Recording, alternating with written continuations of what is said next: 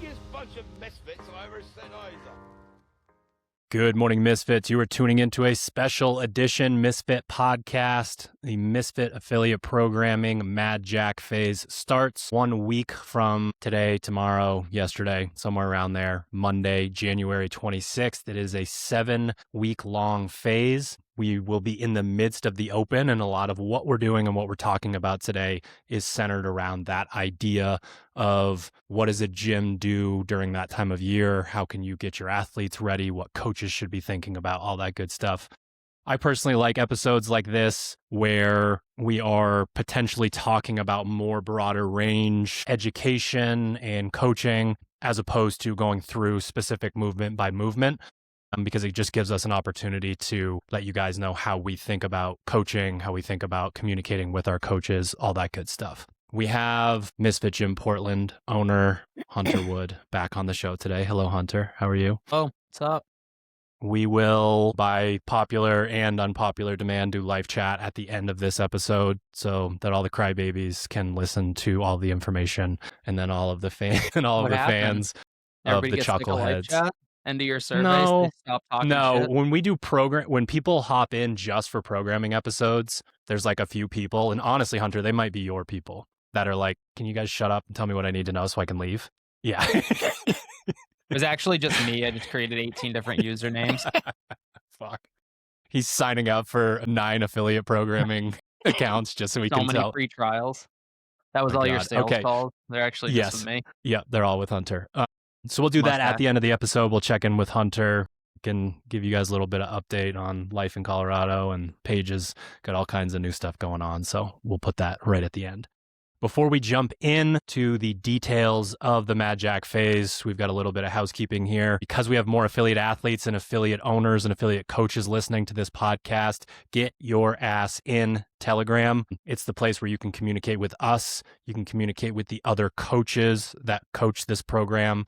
You can communicate with other athletes that are at the affiliate. You can also kind of swim into the waters of what are the competitive athletes doing, all that good stuff. So get into Telegram. All of the emails that I send out related to Mad Jack will have Telegram links in them. It is free for everybody, so everyone can jump in and see what that's all about, whether they're signed up for the program or not. As always, we have 4 ways for you guys to support the show, to support what we do at Misfit Athletics. The easiest one is head to teammisfit.com right now, click on sign up now, and you get a 2-week free trial of Mad Jack at StreamFit, SugarWOD, or Push Press. Or if you would like to see the first 2 weeks of the program, you can email me, coach@misfitathletics.com. That is the type of programming that you will receive if you sign up directly on teammisfit.com. Individual programming, link in bio on Instagram. Camp. We are 1 week out from camp. 3/4 of your staff is on this podcast right now. Caroline Spencer will also be there January 30th through February 1st, CrossFit Roots. If you are an affiliate and you didn't know that we were having camp, remove yourself out from whatever rock you've been under. Shoot me an email if you'd like a little bit of a discount for you and your staff. We'd love to see you guys there. We've got like 4, I don't know if it's a coincidence or not, but we got like 4 or 5 affiliates in the state of Colorado now. 3 of them are new. So join us. It's probably the best place to come and learn from us, especially as coaches. So that's in the link in bio as well. You can also head to sharpentheaxeco.com and snag yourself one of the remaining Rain or Shine collection shirts. And as always, this podcast is brought to you by Gorilla Mind. I've gotten into the bodybuilding world a little bit lately just because I can't do a whole lot with where my back is at. And it sucks not to feel strong, but I have to go to a Globo gym in the afternoon, which means I need a non-stim pre-workout, which they have. And there's definitely a difference. Derek from More Plates, More Dates, the Gorilla Mind guy, is a bodybuilder. So he's got the type of pre-workout that you can really notice a difference when you're going through like your final sets and pushing for, controlling these eccentric phase, getting a few extra reps, that sort of thing. I notice a difference when I take it. So Gorilla Mode, and go for the non-stim. It's great. Use the code word Misfit at checkout or head to gorillamind.com/Misfit. Okay. Mad Jack. Where does this name come from? It is Mad Jack Churchill. And I was looking for a jack of all trades because this is a very GPP-esque phase. This is one of my favorite side quests that I do, maybe a couple hours in a day looking for the right person for this, and then maybe another hour or so going down a rabbit hole of who this person is. So let's read a little bit about Mad Jack. All right. Mad Jack Churchill was a musician, an athlete, an actor, an explorer, an archer, a surfer, and a widely read, highly articulate man who was interested in engineering and philosophy. But he was famous for leading his men into World War II with a bagpipe, bow and arrow, and a sword. By the way, there were machine guns in World War II, if you want to think a little bit about that. The exploits are not PG, and as we know, this is a children's show, especially with Hunter on here. Definitely. But this dude was wild. And I watched another video this morning that talked about his life sort of after the war. And he's just like old school Renaissance man. Like he built remote control boats in his spare time for fun. Like I didn't know there were RC boats in whatever, 1950 or whenever this would have been. But a fascinating gentleman and the kind of person that is deserving of the name of an affiliate where we are going after all the things. What do you guys think of Mad Jack? Yeah. I mean, or if you're not going to go into the exploits, I would say that. I mean, even just listening to the bio, right? Like, what did you say? Like art, surfing. Yes, musician, athlete, actor, explorer, archer, surfer, and was into engineering, philosophy, building boats, and all this stuff once he was out of the military. You probably could have stopped there and been like, guys, get it? Like, okay, GPP, here we go. Yeah. Sure, but right. Then add the second half. He shot arrows at Nazis when he could have shot them with a gun, but it was a psychological warfare tactic. A lot of people think that some of Inglourious Bastards is based on Mad Jack, some of the like lore behind it. Because he, like for fun one night, him and another guy snuck into enemy territory and took 40 prisoners and made them carry all of their stuff back so that they'd be tired and not want to attack him. So like carrying their bombs. Crazy. Okay. That's not why you guys are listening to this podcast. Maybe we'll talk about Mad Jack a little bit after. So again, this is a 7-week-long phase, and so much of what we're going to talk about today is being a better coach when you have a more wide-ranging, sort of menu to choose from when you are coaching throughout the weeks. But we do begin with the heavy days bias. It's going to be squat clean and front squat.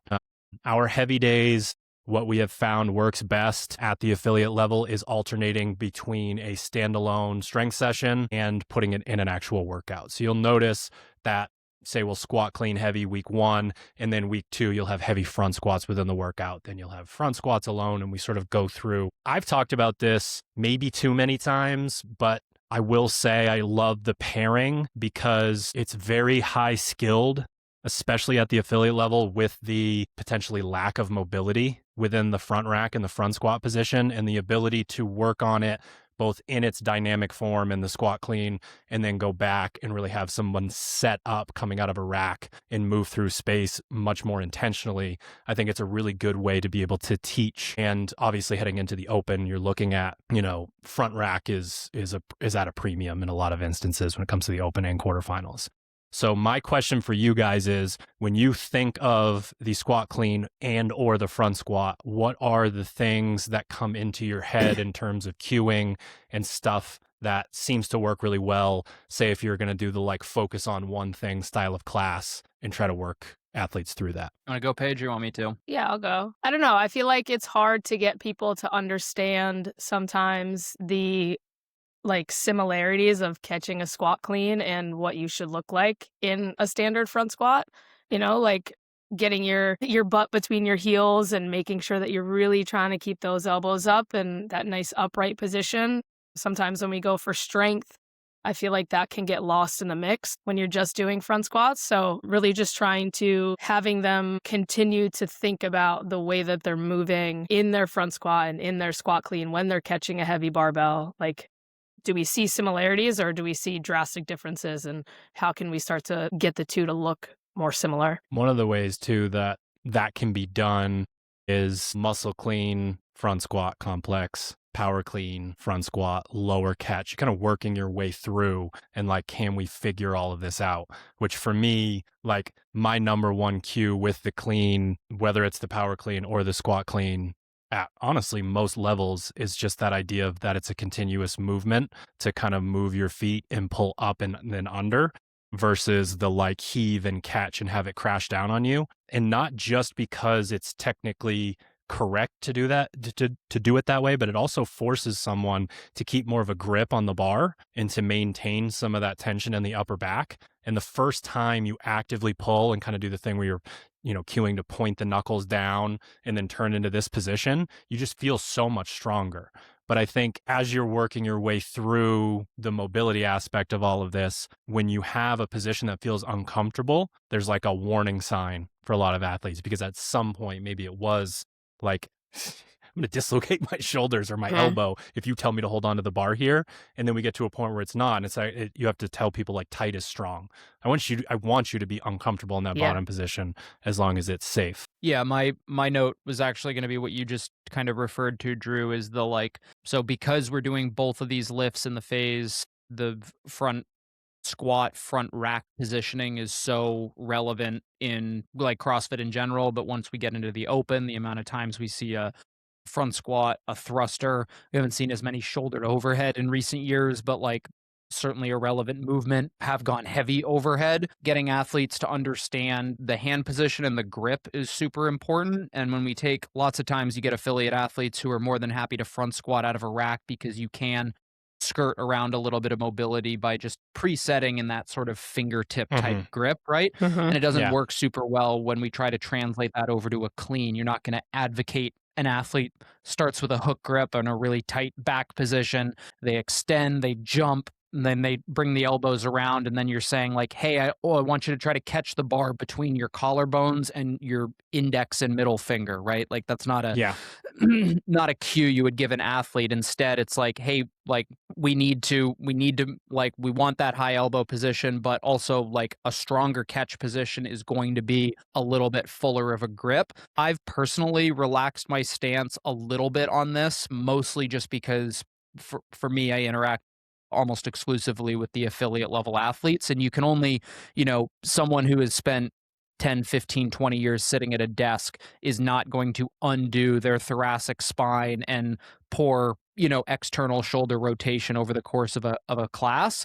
But we can try to emphasize those positions. And like everybody here knows that like the best mobility is going through like the range of motion is weightlifting effectively, right? It's like, it's not, we can do plenty of front rack distractions and mobilizations and stuff like that, and thoracic spine extension. And that is absolutely has a place at the kind of front end of the class to try to get athletes in the best position they are capable of. But from there, it's trying to communicate kind of the common themes that apply to, 95% of people. It's like, hey, I want a hook grip. I want you to receive the bar with the fullest grip you can. Fingertip grip is reserved for like your mobility is really, really tough. And honestly, those athletes, like you don't see too many athletes whose mobility is extraordinarily poor, but they are like wildly strong in the clean, for example, right? It's like maybe they can get away with it in especially front the squat, squat clean. But when you add the dynamic element and the skill portion of the squat clean, like a lot of that falls apart. So what you said, Drew, the active, a muscle clean does an excellent job of training that kind of continuous active pull.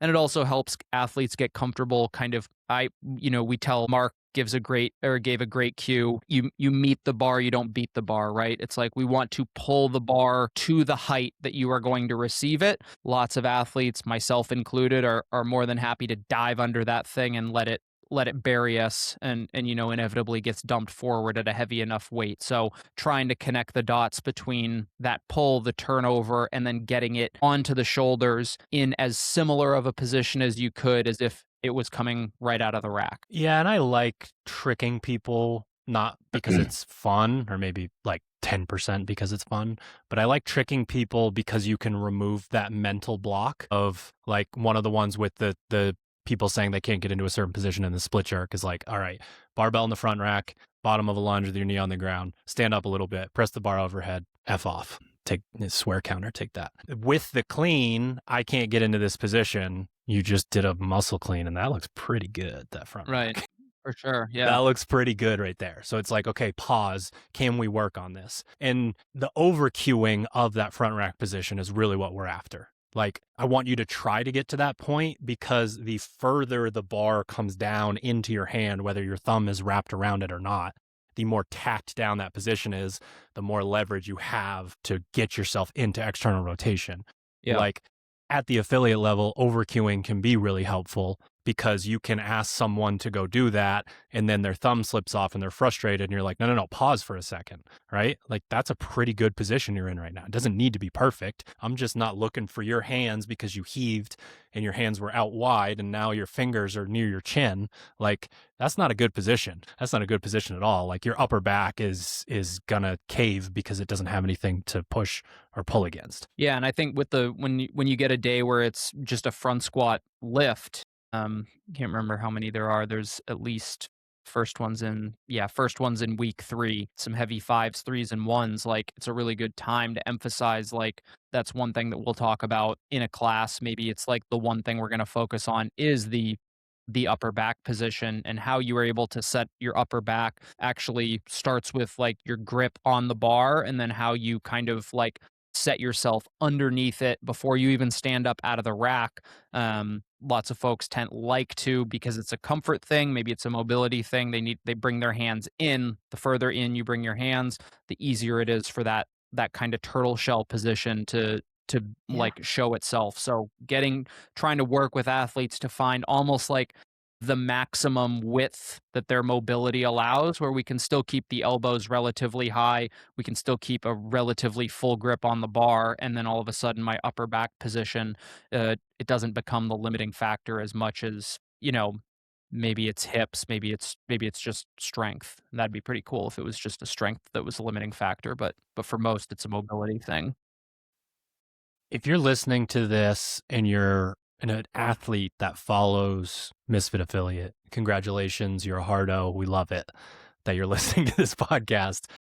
I know there's a few Misfit Gym Portland folks. Well, so this podcast gets the most listens because Really? the audience, That's the awesome. potential audience is the most broad. We had a few folks in the survey saying, end of your survey, they were like, "Oh, keep doing the affiliate podcast." So, cool, very cool. There are so folks who like listening. They like, I mean, mostly just they want to know what's going on, but hopefully they take some nuggets out of there too. I still believe, this is one aggressive belief that I've held on to for a lot longer than other ones, that the front squat is a skill movement, that you deadlift and you back squat and you do all of these movements and you do the greatest strength accessory program ever created in CrossFit in your Metcons. If you can get into really good positions in the front squat, you can pretend you're one of the strong people in class. And it's cool. Coming from someone who started CrossFit, like, maybe 20, 30 pounds lighter than most of the people I was lifting with, I just obsessed over like, wow, well, that guy can front squat a lot. Look at the way he's doing that. Now, the sad thing is front squat holds is probably the like extra credit I would give over a competitor extra. Yeah. Be like, get there early and see if you can like set a 10-minute clock and see if you can accumulate 5 minutes of front squat holds. Now, front squat hold means front squat hold, not like I'm in this crumpled up, terrible, terrifying position. So you might need, I just have a barbell near me. Yeah, exactly. Yeah. So holding shitty positions is going to do the thing that Hunter talked about in the reverse, in the negative connotation, right? Like if you want to get really bad at movements, perform them regularly in the wrong way. And you're like from a neurological standpoint, your body's going to want to move that way, especially under fatigue. So like if you need to raise your heels, if you need a box to sort of cue the position and then come up, whatever. But that's one of those things. Or maybe you just don't start with the bar in the front rack and you get squat holds in a really good position, and that at least gets you loose for class. Say it's a skill-based movement. So I don't disagree. I think of it more as mobility. Are you using that interchangeably with skill, or are you saying like, because when I hear skill, I think of a level of like athleticism, and like everybody here knows like just because you're a CrossFitter doesn't mean you're an athlete, Sure. To a certain extent. Mobility wouldn't be enough because we have our hypermobile and we have our not so strong individuals. So there's a level of stability there, and you can still watch someone that could be in the right positions. And there's just something weird mechanically about the way that their hips and knees and torso moves throughout a front squat. Like Sure. we get the bounce and the ass comes up and then they're in this really weird position. So they can get into that position. So I feel like skill is a catch-all for mobility, stability, movement pattern, something like that. But yes, it's definitely like very much mobility based. But like obviously we know a ton of hypermobile people that move in a very weird way because the stability is just not really there, which is why it would be like, please go back squat, make sure your front squat stays good. And then once those two come together, that'd be good. Yeah. And that's Cool. part of the reason that we just came out of the Texas method, the back squat phase, and now we're going into a clean and a front squat. Yeah, it's like you front squat and then you don't front squat. You do the back squat, you get some real power put into it, and then you are front squatting again, and that where that sticking point was, you just stand right up through it, and you're like, what? I don't really know how that happened. And I've run a lot of experiments on front squat stuff, and it just does not, when you do the, say you did Texas method front squat, unless you're great at back squatting, it doesn't really have the same benefit in it because there's such a fight to hold position that using like that leg strength that you can by slapping a barbell on your spine is just not necessarily the same thing. All right. So we have the heavy day rotation on in-between weeks. This is very similar to other phases. I don't know that I would say that this is CrossFit biased because there are things like back squat in there. I don't think I need to tell you guys after what I just said why we would still throw a back squat in there. But we've got deadlift, we've got some Olympic lifting that's in there. And essentially, we are just making sure that we are continuing to express power and movement efficiency in those other ones. I don't know that there's really a whole lot to kind of talk through with that stuff. I always like to mention it just because there's often new affiliates listening to this podcast. No, I think the only like thing maybe just kind of peek inside the programmer's mind is like, so as a, I'm generally pretty focused on the Monday through Friday. Saturday for everybody who follows knows, but if you don't, Saturday is typically like a partner workout. And just because most affiliates around the world have a much more reduced schedule on Saturdays, so we're really primarily focused on the Monday through Friday days. The lifts, so if we're going to front squat and or squat clean throughout the week, we have to be mindful of 1, overall squatting volume, 2, pulling from the floor volume, and that doesn't limit us, but it provides some constraints as far as what other movements that we're going to plug in, which is why, you alluded to the back squat, and it's like we're talking we heavy back squat once kind of toward the end of the phase, whereas in week 2 you're going to see the overhead squat, so something that's arguably less of a squat and more of like an upper body lift. But from the programmer perspective, like when we set a movement as the focus, that again kind of constrains us as far as, well, if I front heavy squat clean or front squat on Monday, I'm pretty unlikely to put athletes in a front rack on Tuesday, make them squat on Tuesday. And that's kind of how like the programming kind of helps to build itself a little bit. So the heavy day rotation in a lot of ways is like, we still want to get a heavy stimulus. If it's not found in a conditioning piece at some other point during the week, we'll make sure it gets plugged into like the lifting only day that you see in the week. Yeah. All I right. think if I were to close that out, like the squat clean and the front squat, it's like if you're going into week 1 and you have a focus for your affiliate, for your members, make sure that stays consistent throughout the weeks. Like don't let that intention get lost anywhere, and kind of bring that same excitement or that same intention every single time so that they get consistency with what you're looking for throughout those 7 weeks. And I think you can see a lot more progress that way just by keeping those reminders kind of at the forefront of the class. And that would be more of a challenge too, depending on the size of your staff and the level of give a shit across the board. Yeah, So true. I'll do a sales call with an affiliate, and it's like I coach most of the classes.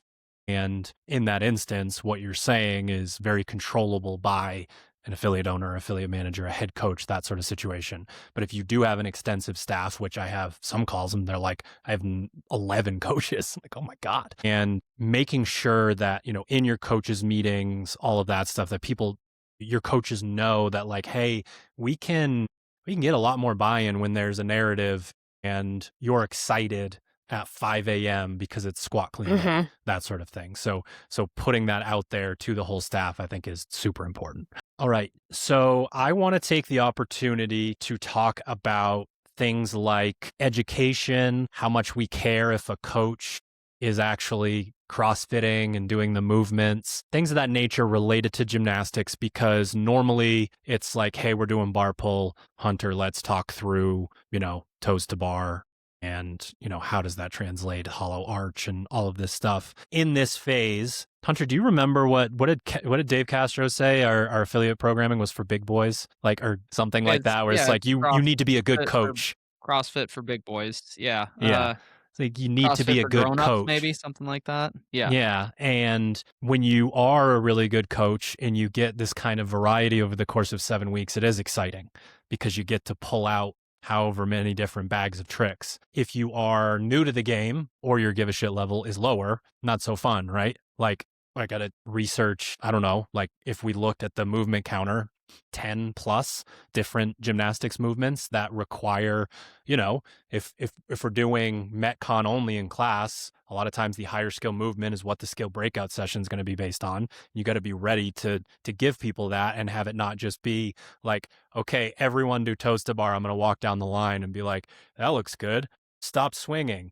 Like, like giving that generic advice. So I don't necessarily want you guys to explain how you coach a particular movement. I'm hoping for some advice for coaches on like, I want to learn, I want to know more about this stuff. How do I get started? Or I'm halfway there. How do I keep going, etc.? I would say that, well, I'm not a gymnastic expert. Here's what I'll say. This kind of answers your question. It kind of doesn't. When I look at a workout and let's say, let's see if I can find one real quick. Hunter knows more about CrossFit gymnastics than most coaches. I'll throw that out there. But so week 3, day 1, 16-minute AMRAP, 4 bar muscle ups, 12 wall balls, 16/14 calorie C2 machine, or a 200-meter run. That's going to fucking be terrible. I'm going to be sick that day.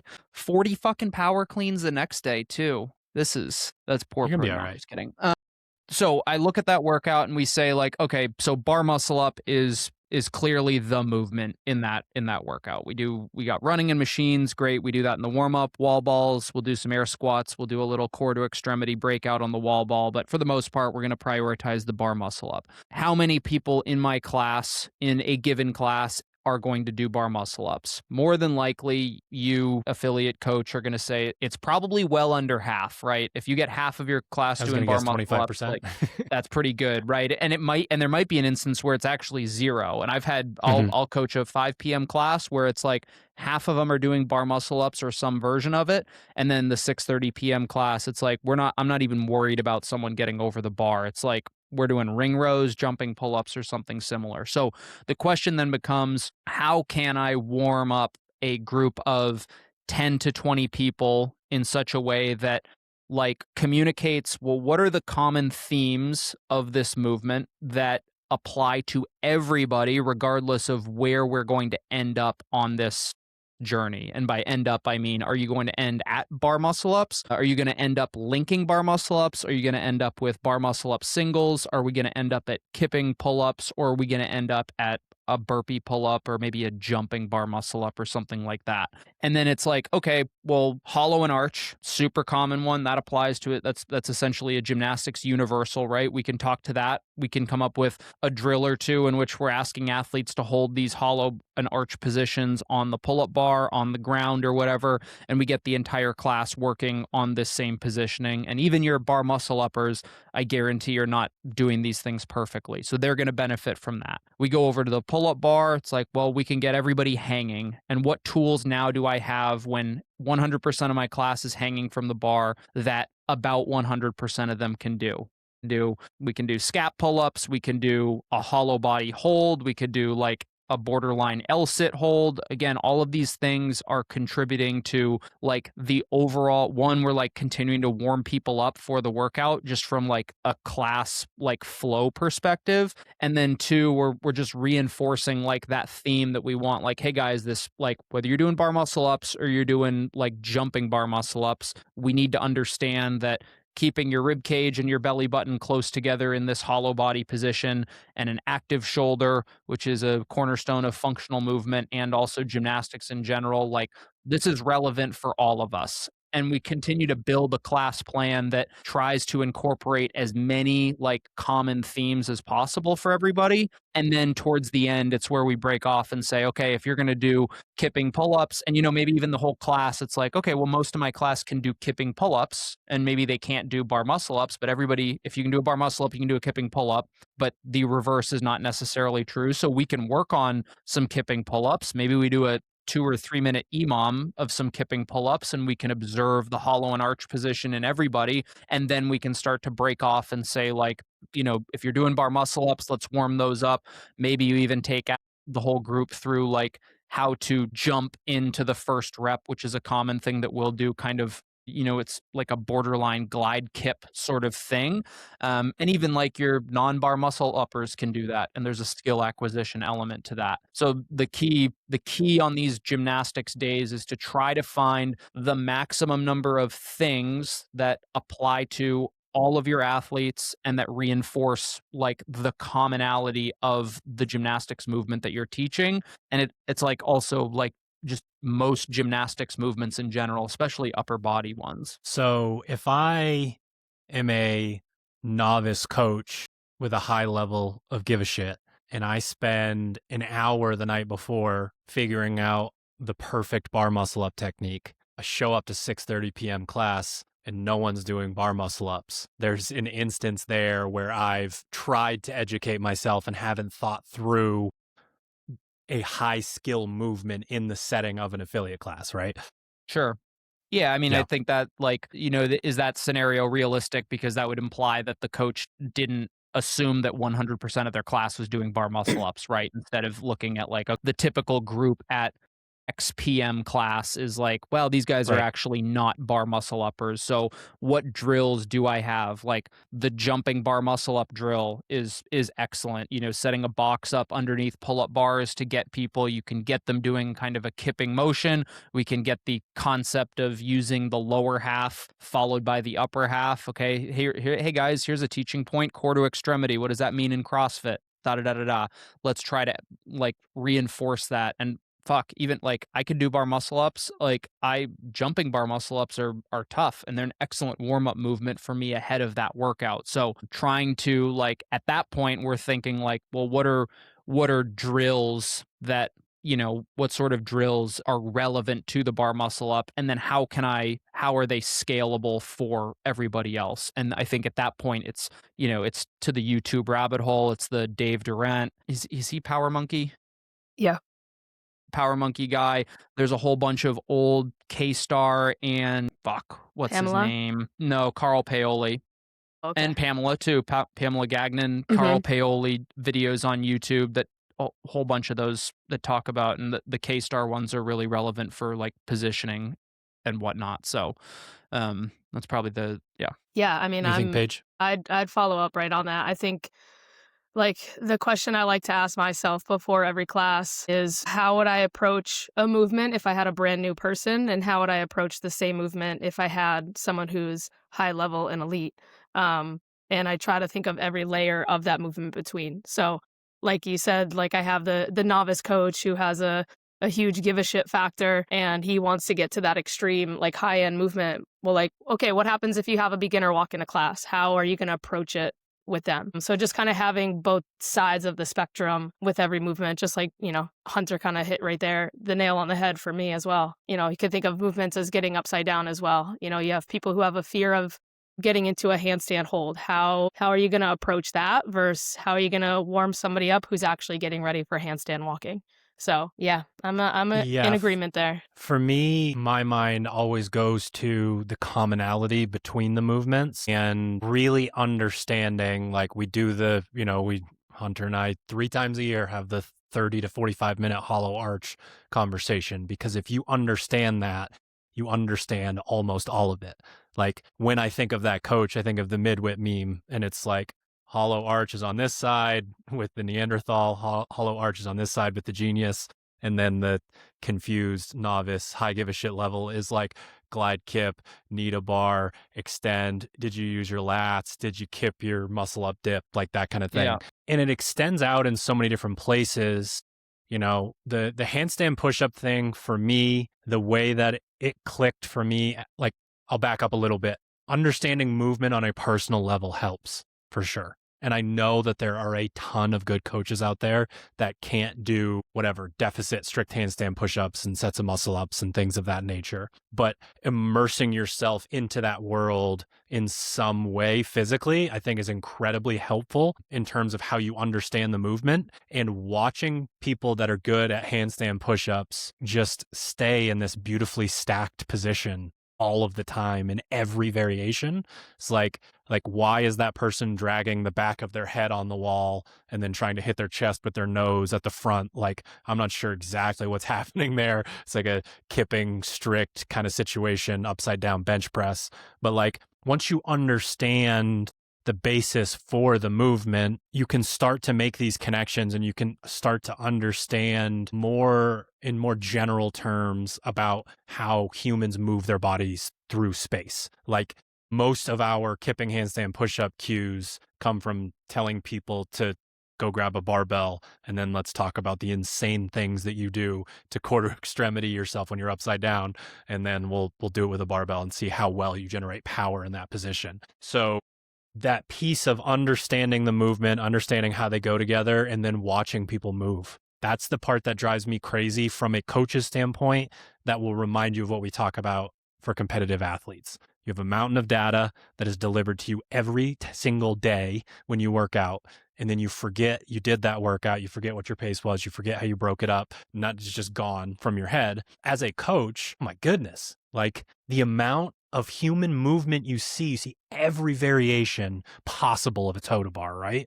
Like the person that George of the Jungle and their feet are back behind the back wall, and then every part of their body is now somehow curled up under in this position here. You got the scoopers, you got the people in these great positions, but they're piking. You see all of these things happen in real time.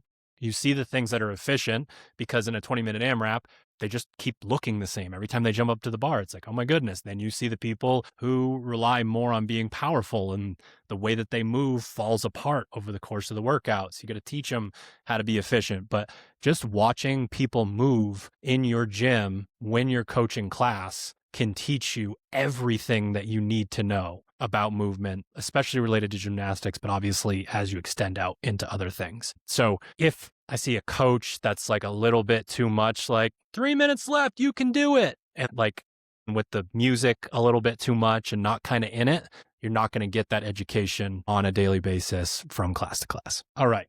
Cardio days. So with the open, there is a lot of, and this is across the board, what I refer to as sport specific movement. Obviously the CrossFit Open, those movements are, fundamental and what is the word I'm looking for? Functional and part of a good program anyways. So it depends on kind of what hat you're wearing when you're thinking about this. But when you guys are thinking about coaching athletes in the open, how much of it is like, do you have to like know the person and know like, hey, stop talking to me about strategy because I literally don't care, versus like this person's world's going to crumble if they come in 10,000th place? And the same with things like movement efficiency. Like what place does that sort of stuff have in an affiliate, especially during open season? Man, I feel like I could talk about the stimulus of the workout and members are just like, yeah, it doesn't mean a thing. It depends on how curious they are, right? For me, it's you're going to get buy-in from them if there's a curiosity factor there. And then those are the ones that's like, all right, let's actually talk pacing. Let's break this down and take that into just an affiliate class outside of the open and see how it goes. So I'll let Hunter, you can. Yeah, I mean, like on a broad level, I don't I don't know that there are that many affiliate athletes who are like looking at this workout and like, okay, I'm going to crunch some numbers here. We're going to get, this Right. thruster is going to take 1.5 seconds per rep. I'm going to do, so I'm going to get looking for 9 rounds. Rich Froning did 8. I feel like my 9-round pace is good. Like, here we go.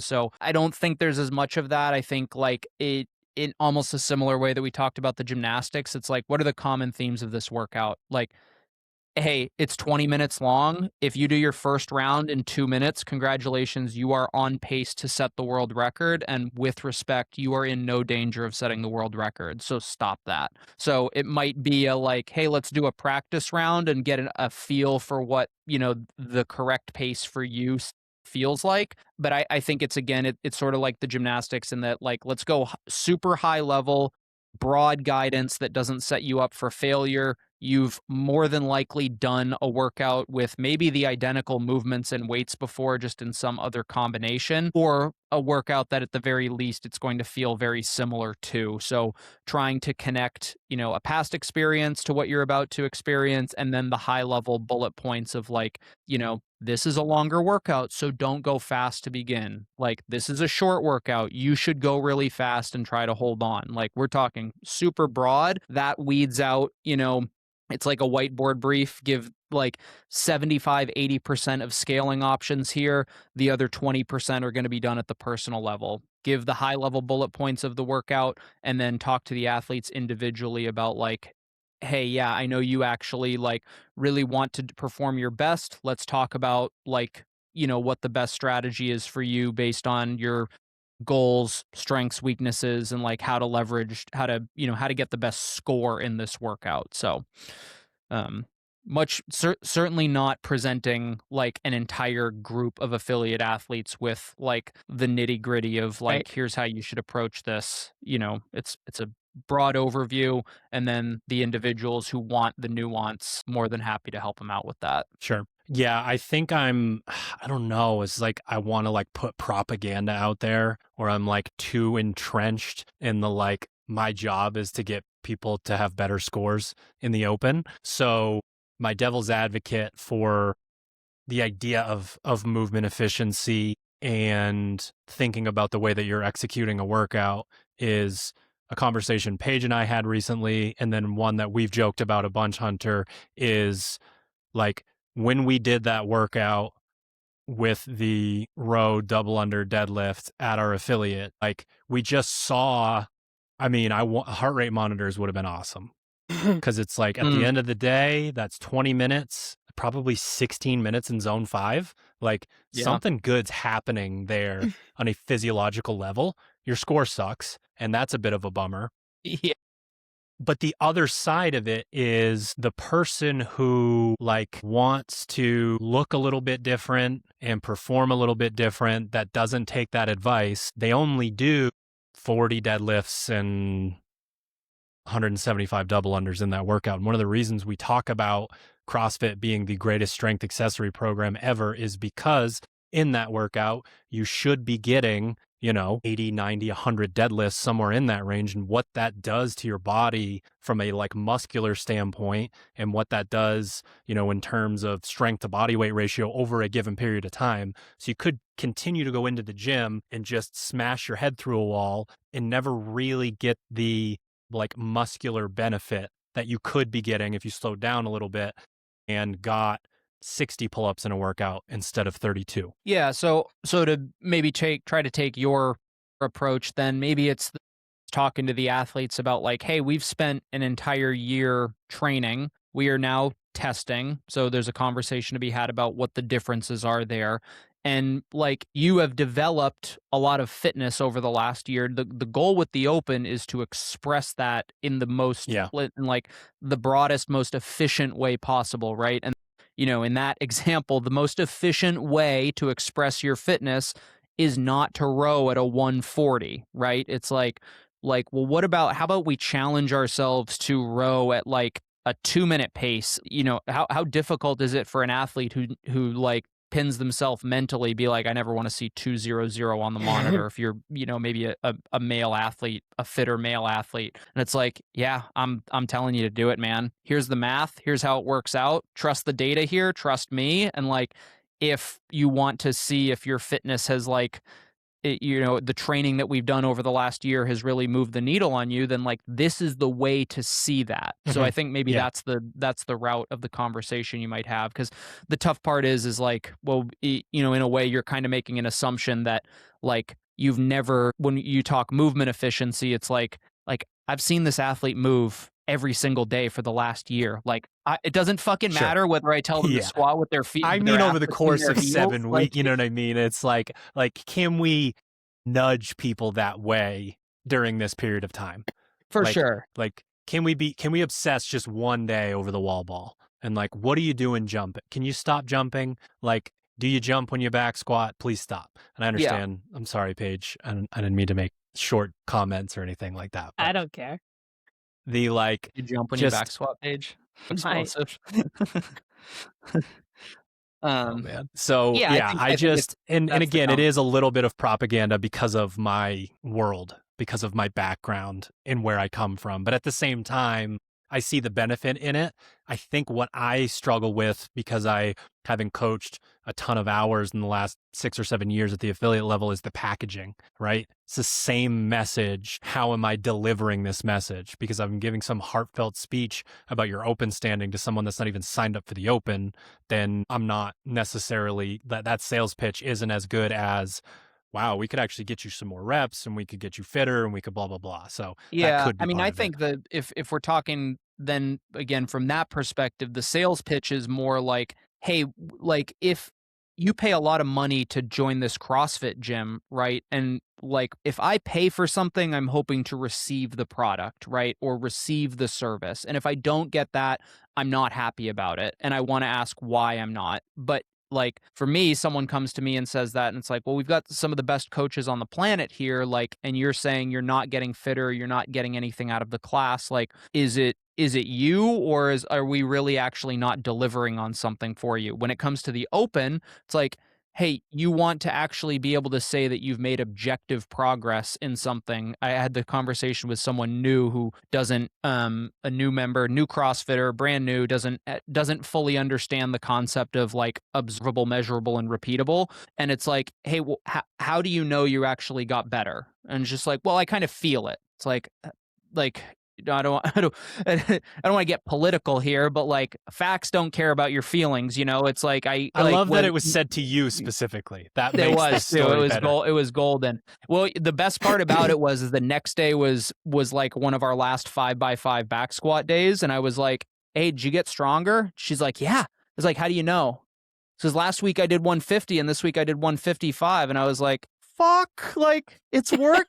Yeah. So it's the same thing in the open, and the open can be tricky because you maybe 1 out of the 3 workouts you repeat, but that's the incentive to do it every year, right? It's like the more data points you have, the more relevant your actual information is. And again, if you're somebody who cares about like what the purpose of CrossFit is and why it is the best strength and conditioning program for the general population in the history of the world, it's like, well, because we have objective definitions and facts, and I can tell you that you got fitter because of this empirical data. It's not a feeling. It's not my heart rate was in the orange zone for like 6.5 minutes in class, so like I'm a fucking war hero. It's like, no, last year in the open, you were this place. This year in the open, you got here. Or it's like, 2 years ago when we did this workout, you got this score. They repeated it. This year, you got this score. And it's like, there's the objective information that says what we've been doing has been working. That's the sales pitch for me at the affiliate is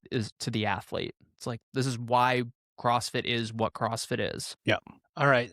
Few program highlights here. I just had to bring this up because I saw it and I was like, okay, day 1 of Mad Jack is Cindy. Welcome, bitch. If you know how to do Cindy's tough. Cindy is the most beautiful illustration of increasing RPE over the course of a workout, right? Because like there's the element of the push-up, and I get that part, but that's not really what I mean. Do you want to start your squats and your pull-ups and drop down and get back up as quickly as you did at the beginning? The answer is probably not, but there's just like, I just remember when I was younger and a little bit smaller, that idea of staying under that EMOM for as long as possible and the pain of that, more mentally, honestly, than anything, when you get into the like 12-ish round range, somewhere around there, it's just like, yeah, I'm over halfway, but like, holy crap, like it's really starting to fall apart. The push-ups are now a problem, like that kind of thing. So Cindy is, if you're an OG or if you execute properly, honestly, for anyone, it's just such a good workout. And I love those ones where it's like a 1 minute round, a 50-second round, that kind of thing isn't that crazy fresh. So like, then what does that 22 mean? more to go. Yeah, what does that like turn into? That sort of thing. So that being the first day is great. If you know what a cube test is, that is 4 minutes on, 4 minutes off for 4 rounds. At the affiliate level, there are cube tests in disguise somewhat regularly. So there is I think 4 rounds of 75 cals and then for a women. 1-to-1 rest. Like, okay, listen, that sounds like something to me, but it's so cool because the stimulus is like, you got to go a little bit harder than you think you want to, because you do get that full recovery. And once again, just hurts a little bit more every round to hold that pace. Yeah. And for me personally, that third round is just real special. Yeah, the third round's tough. Cindy kicks off the first Metcon Monday of the phase. I don't know if we were gonna get there, but every Monday is like, I don't want to say open prep, but it's open prep. It's like not open prep. Hey, like, I hope you enjoyed your weekend, and I'm gonna punch you in the face with respect. Because it's Cindy, and then it's what, a bunch of burpees and heavy front squats the next week? Yeah, burpees and increasing weight front squats. It should be pretty easy. It's a couple of thrusties in there somewhere, but yeah, every Monday's got just a little bit of extra kick to it to welcome you to the new week. So we do Cindy, we do a not cube test, in quotes, and then you get to basically max your squat clean. Cool format, really working through some good positions, really good class to coach, that sort of thing. But just, an old school kind of body weight burner, hard rowing, heavy squat cleans. Like, I just think that's a hell of a start. That's a hell of a 3-day start to that phase. I think that whole week looks pretty fun. Yeah, fun. Gymnastics heavy triplet on Thursday. Yep. And you could let it ride. Like, I know it's the whole 3-on, 1-off situation, but you're only lifting the day before. So why not let it ride? Put yourself in there for some gymnastics. Getting old. By Thursday, I'm just so fucked up. I just don't. It's just hard for me to get up and work out on the weekend if I'm not going to take the class. Like, because you rode 5-on, 2-off for quite a while, right? Yeah, I still That's hard, do dude. it. It's become like 4.5 on, 2.5 off. A lot of times one of those days has to be like zone 2 or, I don't know, paint the bathroom or some shit. Yeah. We have, Hunter can speak to this a little bit more than me, but we've got some customer feedback on like the amount of straight up monostructural conditioning workouts. Now, if there are an extra 100 people listening to this because you go to the gym, I'm going to need you to go earmuffs right now. But there are very easy ways for programmers to turn a monostructural conditioning piece into a couplet or triplet and have the bulk of the effort and time be monostructural conditioning. But I will say, mentally, for me, I can put myself in the other shoes. We did one of my favorite ones. We did this terrible mixed machine workout. I actually did it with Hunter in open gym, where just every once in a while, you just got off the machine and went and climbed the rope once. And you look forward to it. Maybe your walk back isn't that fat. Exactly. Yeah. So workouts like that, to like devil's advocate me saying that it's a trick, when I'm in the athlete's shoes, I enjoy those mentally a lot more and I actually push harder. And I think I get a better stimulus in those workouts because, man, true monostructural is a mind fuck. especially in an affiliate setting where you're usually dialed up a little bit more than you would be, you know, hanging out by yourself. Yeah, and to be clear, some of the feedback, this is like internal from our gym, and I'm always like, feedback, so it's a fickle bitch, because it's like I get in the same survey, for example, I wish that we did fewer lifting only days. I don't feel like I get anything when I come to the gym and I only lift. And then like 4 comments later, it's like, I wish we did more structured weightlifting with percentages. We used to do that more. Can we do it again more? So if I'm getting both ends of the spectrum, I'm just going to assume they zero out and we're doing a really good job. But to the point of the cardio days when it's like monostructural, whether it's a single modality, maybe it's 2 machines or something, but it's repeats, they're long, it's like, it's, for lack of a better term, it's not fun.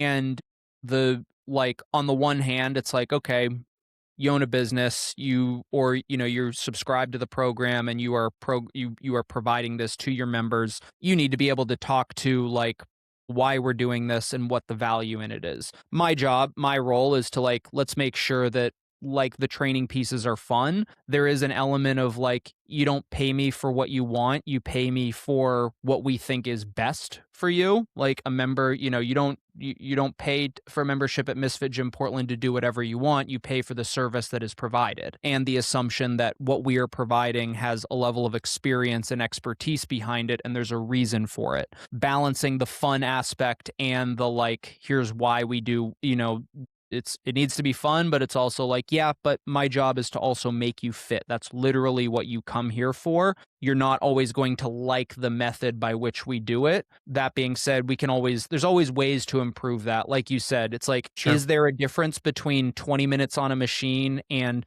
20 minutes on a machine, but every 2 minutes you get to hop off and do a rope climb? It's like, at the affiliate level, no, there's probably not a difference from like a metabolic perspective. And that's a way more fun class. People are way more excited to do it, and we can do more of that for sure. The other side of the coin is, as I'm like getting ready to coach 5 and 6 a.m. tomorrow for Mark, and it is bike sprint day. It's 4 bike sprints, and it's like assault bike C2, assault bike C2. I think it's going to be one of the worst bike workouts that we've had in a long time, but we'll see. And I've already thought to myself, like, how do I communicate this effectively to athletes? And it's kind of what I said at the beginning. It's like, this is actually what you pay for. Any Tom, Dick, or Harry can put together 3 movements in a triplet and attach a 20-minute clock to it and be like, CrossFit, and people are going to like it because it was a sweat. Whether or not it benefit them, like, it depends on where it was placed in the broader program. But it's like, it's a lot easier to write just like a couplet or a triplet and just throw random shit together than it is to occasionally say like, hey, we're going to sprint as hard as we can. The reason for it is like, again, this is the stuff that you pay for. You would never in a million years wake up and say to yourself, you know what I haven't done in a while? Absolutely fucking buried myself with 3 by 400 meter run with like 10 minutes of rest in between because I hate myself. It's like, you would never do that. You would never think that that was a good workout. You would never think to do it. And if you did manage to think it was a good workout and think you should do it, the odds that you actually go and execute are basically 0. And even if you got to that point, the odds that you executed as hard as you could compared to what you would have done if you were racing 5 or 6 other people in an affiliate class, it doesn't exist. So when you come in and you're like, okay, it's monostructural rowing intervals or it's bike sprint day, as a coach or an owner, I'm saying like, hey, this is what people pay for. They don't like it, but like, every once in a while we have to remind people that like, this is actually what separates CrossFit from everything else out there. Because again, find me an F5, an Orange Theory, a commercial gym anywhere on the planet where you get someone who is voluntarily on their own just hammering themselves with machine intervals at maximal intensity like that. It doesn't fucking exist. And so like, putting the context of that into the broader program, I think, is really important. And when it comes to like those cardio days, like I said, there's always ways to improve that and make it more engaging for athletes. The other side is the responsibility of the coach and owner to communicate like, hey, this is super relevant to your fitness. It's arguably like more effective than the 20-minute AMRAP that you did the other day. But, we do constantly varied functional movements at relatively high intensity. So we're going to mix these things up. But like, this is what you pay for. You could go do a 20-minute casual workout at home, or your home. You could do Cindy at home and half-ass it for 20 minutes. Like, this is what you come to a CrossFit gym for. After this podcast, I have to put this on my schedule. After this podcast, I have cold tub and then 3 echo bike sprints. Good. The first time I did an echo bike sprints at elevation, I did 29 calories in the first one, and I was in real trouble. Yeah. Like I told Paige, I might have even said it on the podcast. I don't know if it was in a meeting or a podcast, but like the sensation in my body was so weird and new that like I was kind of laughing because I didn't know what was happening to me. It felt so weird. Like sprint you did? Yeah, because I always start at, because I need the 30 seconds. 30 seconds off the rip. Well, I need the 30 seconds more than the 10. So when I start a new progression, I start at what I need more and then work down in the other direction. And so, yeah, on Christmas Eve, I did 3 by 30 seconds, rest for 30. So every 5 minutes. Dude, that was something. And it's back. And like, the funny thing is, what's that? 29 cals, 6 cals, I think my 4.5 cals. One of the issues with the Echo Bike is it doesn't reset calories during intervals. Yeah. So your rollover and your rest calories are in there. When it gives you your averages, it is average speed during just the working window, but it doesn't do that for you. I think my last one was like 20-ish, 20, 21, somewhere in that range. Really good. And then I had to correct to, when I did the 20 seconds, I did 16, 16, 17, 21. I was like, okay, so I like give myself a limiter until the end, that sort of thing. So it's coming back around, and I'm currently riding the Echo Bike 3 or 4 times a week. I'm just hazing the shit out of myself. I've gotten so used to riding it that the only workouts that I dread are the power output ones. Yeah, and same. Nasty. It's today. I don't know. Soon. After Hunter's rip right there, I'm like, I'm kind of motivated to go send it somewhere. That's what you pay for, Paige. Paying for it. You forgot about more bike sprints than anybody listening to this has ever done. So, My goodness. All right. Last but not least, we have the program changes during the open. Make sure, again, that you're in the Telegram group. I will email you the changes. Make sure that everybody has those. They will be in the Telegram group. But if you have questions, a lot of times other people have the same questions. A lot easier for us to answer and give everybody the information in Telegram. So please join Telegram when it gets sent to you via email. I want to talk a little bit about the competitor extra before we do live chat. So we have continued weekly open prep, basically an open simulation type workout. The people that have been doing those seem to be enjoying them, quote unquote, enjoying them. So we'll keep that rolling. There is one open retest in there. It just sort of happened that we needed, what was that workout? It's wall walk, box jump. What's the third movement? Dumbbell snatch. That open retest. Is it dumbbell snatch? Dumbbell snatch. Oh, yeah. Yeah. Yeah, that retest is in there. 15. Those were some of the remaining movements. And I just remember that being a good workout. Remember that being the kind of thing that teaches pacing on the box jump over specifically. And then in February specifically, I will not tell you whether this was on purpose or a mistake. There are 6 days a week of competitor extra. We left them all in there on purpose because this time of year, if someone is kind of locking in on a competitor extra, I think about it more from the like reps category that we have at Misfit Athletics, where if you need practice on something, you should get exposure to it. The big thing here, and this will be in the emails, it will be in the phase overview that I send out, do not tell or let people do 6 days a week of the competitor extra. It should be 2 days, 3 days, 4 days. And then we are still expecting that if someone's taking it seriously, that they're doing a zone 1 or zone 2 session and actually resting during the week. So that will be in notes and in different places, but just something that's a little bit different for you guys. So before we hit live chat, yeah, I just want to hit on the engine program as well, real quick. Yeah. Yep. So we have I'll tee that up for you, Hunter. The benefits, basically, if you're new, if you're just starting to follow the program and you're thinking about it, you get daily warm-ups, you get workout notes and scaling, you get strength and skill notes, you get that competitor extra, which I often refer to as a retention tool. Keep the people that want to compete open gym gang in your classes and then have them do that extra thing. And last but not least, Hunter, if you want to talk a little bit about the Engine program, which is a free add-on for everybody. Yep. So like broad overview, same concept. You get a warm up, you get a workout, you get the feel, pacing, target scores, notes and scaling, all that sort of stuff. It's a 3-day-a-week program that one of our resident coaches writes, and we execute one of those training days on Sunday. Lots of subscribers have mentioned the fact like, hey, we're open 7 days a week. What do we do for that 7th day? The competitor extra is always an option. I'd say like just based on like, I don't know, I can't imagine that our gym is all that different from others in this regard, but like it's Sunday. Members love like, I want to come in, I want a long grind of a sweat. I don't fucking care about a squat snatch or a burpee ring muscle up toe to bar. Like, let me grind for 20 or 30 minutes.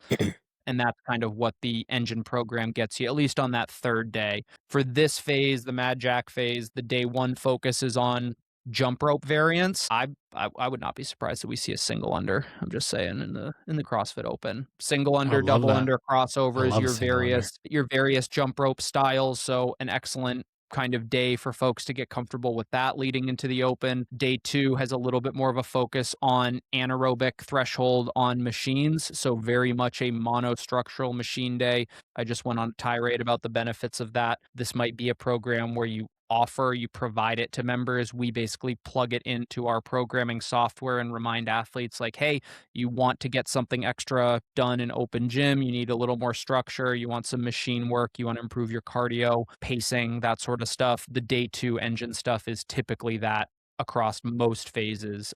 And this one's no exception. And then I kind of hit on the day 3, which is a little bit more of kind of like, say, CrossFit Engine. So plenty of variance in the movements and stuff like that, but it's all relatively simple, low skill, dumbbells, kettlebells, farmers carries, sandbag carries, that sort of thing, your grunt work, all that type of stuff. But one of our most popular classes at the gym for sure is that Sunday Engine class where people can just come in and get a good sweat on at the end of their weekend. TeamMisfit.com. Click on sign up now. You get a 2-week free trial at StreamFit, SugarWOD, or Push Press, or you can email me, coach@misfitathletics.com, and I will send you 2 weeks for free so you can see what the PDF version looks like if you sign up on our website.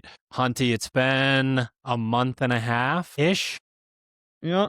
Not only since the people have heard from you, but also since you've been an affiliate owner. How you doing? What's going on? Did I tell you I lost an AirPod in the toilet? No, I think the last malfunction you had was your laptop that I heard. Okay, man, fantastic. Yeah. Well, shortly after that, did you have to call Roto-Rooter to come get it out for you? Yeah, owner, fucking rite of passage number 812 goes in on Saturday to do very, very deep clean of the bathrooms, final bathroom. I'm listening in the podcast. I'm listening to the White House press briefing because this is the morning after the raid in Venezuela. I'm listening to it. I'm scrubbing. I've got that thick motherfucking rubber glove on. I feel the AirPods start to like loosen out of my ear and I'm like, fuck. And I like reach under to catch it. But because that fucking glove is so goddamn thick, I have no dexterity. I like bounced it around a couple of times and then I tried to like swat it out of the way and it bounced off of the toilet paper holder and directly into the bottom of the toilet bowl. Yeah, bank shot for sure. And I'm just like fucking looking down at that thing like, God fucking damn it. So, and this was two days after I had visited the Apple store to be told that it was either $900 to repair your MacBook for the coffee, the tablespoon of coffee that you spilled on it, or you buy a new laptop. So we had a new laptop, go in, spend literally like 6 or 8 hours deep cleaning bathrooms, and the last bathroom was the site of the casualty for my right AirPod. That's so good. Fuck. God damn it. Yeah, I'd like to think that there's plenty of other good stuff going on. That's just that's the one that stuck out in my mind immediately. But yep. Yeah. No, we got the office is looking a little bit more like an office. Been doing some like renovations, like actually doing some bathroom improvements and whatnot. So that's wrapping up. Kyle and I have taken the reins as far as maintaining cleanliness in the gym. So I think really for the first month and a half, I've actually just become a tradesperson. I'm now an HVAC technician, electrician, Mm-hmm. painter. That's right. Yeah, so all of those things. And it's it's at the level that's just enough to be dangerous. It's like, Yep. I flipped a I mean, circuit breaker especially and with got AI feedback. now, AI and YouTube. Like, Yeah. come on. Yeah. Like, Yeah. I fixed a boiler the other day. I don't know how, but I just asked a Gonna fuck robot what around was and wrong with find it, and it out. told me. Yep. Yep. How about you, Paige? What's going on? What's going on in your life? I mean, all of us had some pretty big life changes in December. So I moved to New Jersey. I'm working at a new gym. It's called Great White Conditioning and Fitness. They deaffiliated earlier in December. So it's been fun. It's been awesome. Just kind of learning. I'm also kind of learning more of like the business side, I guess you could say the sales side of and marketing of owning an affiliate, but doing a lot more of the hustle of trying to, see if new people want to come in and check us out and see if they're a good fit for the program and see if they like it, all that kind of stuff. So, learning a lot of like people skills in my like current, I guess, life right now. So, but I feel like I have a pretty good foundation with that, being an affiliate coach, having traveled all over for CrossFit, stuff like that.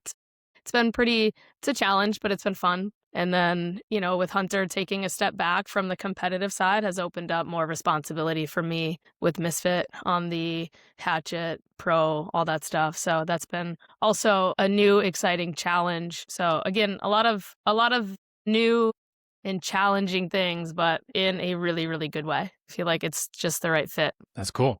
Yeah. Nice. Same. I haven't really talked to people or posted on social media about like Colorado because you work and parent That's your and life. do your stuff and like, oops, I didn't tell everyone in the world about what I was doing. But I'm pretty locked into my routine here. I joke about the severity of my ADHD regularly on this podcast, but I need structure. I thrive in that kind of environment. It's just something you kind of learn as you get a little bit older. But I brought a curse here. There's no snow in the mountains. I was like, I need to get out there Want and some? get away from I got plenty of that shit over Yeah, here. I actually Fuck. do. It was funny. The first week I was here, it snowed 3 times in Grand Junction. And I was like, this is bullshit. The funny thing is it like wasn't cold when it was snowing and then it just was gone. Weather in the mountains can get a little dicey and then all of a sudden be sunny. Like, if even on cold days, if I go for a walk with a hoodie on, normally I have to take it off because I get too warm. There's just no clouds and it's So dry. nice. So like you would think you got to get all like dressed up to go for a walk when it's 30 degrees out. And here it gets hot in the sun, which is just bizarre. But I'm hopping in that cold tub 3-4 times a week. I'm going to the Globo gym and doing my bodybuilding and getting in the sauna, staring at this stupid computer screen a lot. I am riding the Echo bike 3.5 to 4 times a week. Adding an RPM to each gear and each zone 2 session basically every time I do it. It's got a little beginner gains going on there. Finally desensitizing myself to that stupid machine. I try not to look at other people's scores.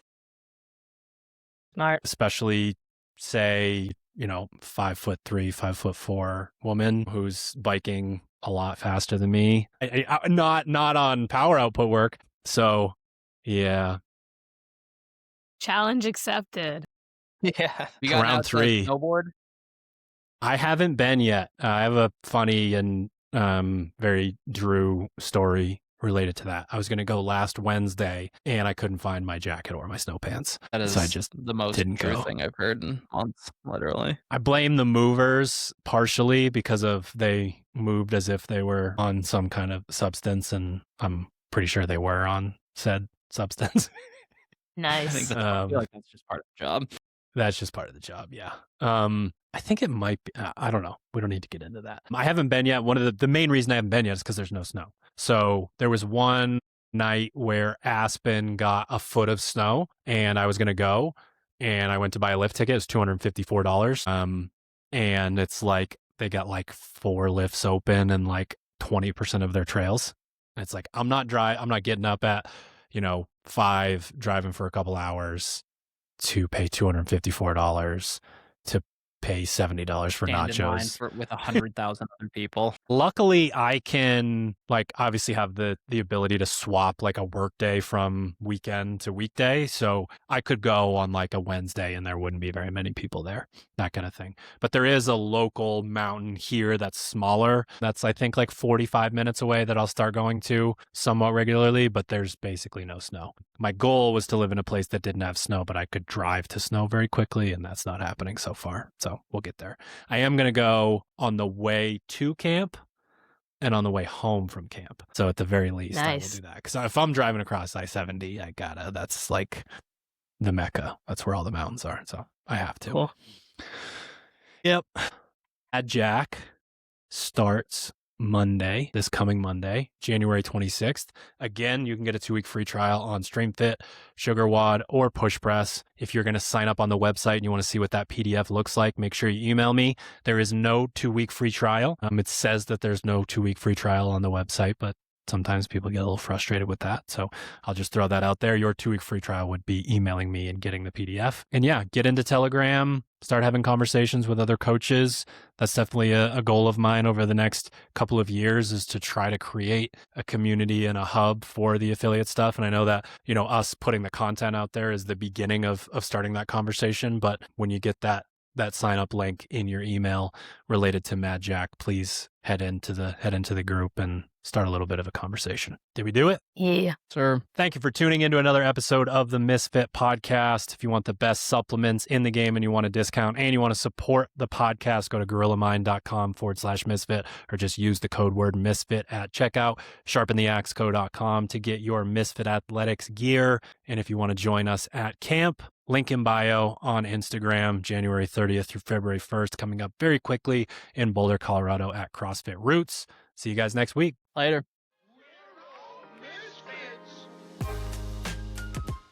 All right, you ragtag bunch of misfits. You're a scrappy little misfit, just like me. Biggest bunch of misfits I ever set eyes on.